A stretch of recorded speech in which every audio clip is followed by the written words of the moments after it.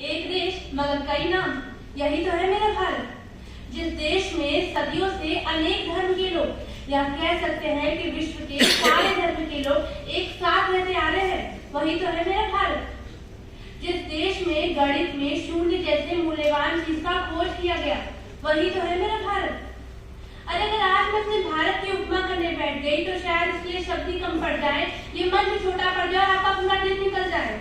लेकिन मेरे भारत देश की उपमा तो खत्म ही नहीं होगी, क्योंकि मेरा भारत देश तो इतना महान है कि उसकी तुलना किसी से की ही नहीं जा सकती।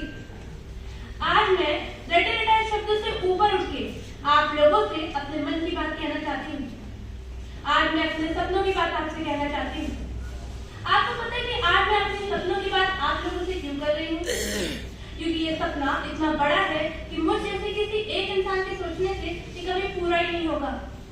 क्योंकि मैं बात कर रही हूँ अपने भारत के सपनों के बारे में, अपने सपनों के भारत के बारे में।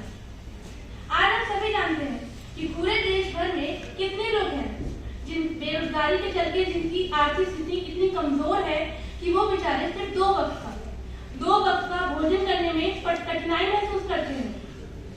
वो बेचारे इतने लाचार हो जाते हैं कि अपने खुद के बच्चों का पालन पोषण तक नहीं कर पाते। ये सब किसके चलते? बेरोजगारी के चलते। इसलिए मैं नहीं चाहती कि मेरे सपनों के भारत में कहीं भी बेरोजगारी हो। मैं चाहती हूँ कि वहाँ सबके पास रोजगार हो और सब अपनी मेहनत से एक सुखी जीवन जी सके। मैं अपने ख्वाब में एक ऐसे भारत देश को देखती हूँ जो पूर्णतः स्वच्छ हो, जहाँ मेरे देश के नागरिक इतने समझदार हो जाए कि अपने भारत माँ को प्रदूषित करने का तो सोचे भी ना। और प्रदूषण से मैं सिर्फ जल प्रदूषण, वायु प्रदूषण इन्हीं सब की चर्चा नहीं कर रही हूँ, बल्कि कई प्रकार के प्रदूषण हमारे समाज में भी मौजूद है।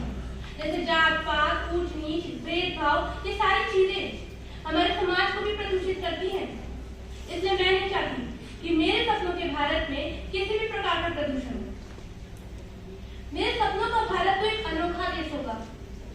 मैं चाहती हूँ कि उसे चलाने वाली सरकार के नेता इतने ईमानदार हो जाए कि मेरे भारत देश से भ्रष्टाचार का तो नामो निशान ही मिट जाए। हाँ, यही है मेरा सपना। और एक और महत्वपूर्ण बात, सपना पूरा करने के लिए सबसे आवश्यक बात क्या होती है? शिक्षा। अब मैं शिक्षा के बारे में क्या ही बताऊं, बचपन से ही मुझे पढ़ाई करना बहुत अच्छा लगता है। इसलिए मैं चाहती हूँ कि मेरी तरह दूसरे बच्चे भी पढ़ाई करें, स्कूल जाए और शिक्षा प्राप्त करें। मैं उन बच्चों की भी बात कर रही हूँ जो गरीबी के चलते बाल मजदूरी करने पे मजबूर हो जाते हैं। वो बेचारे तो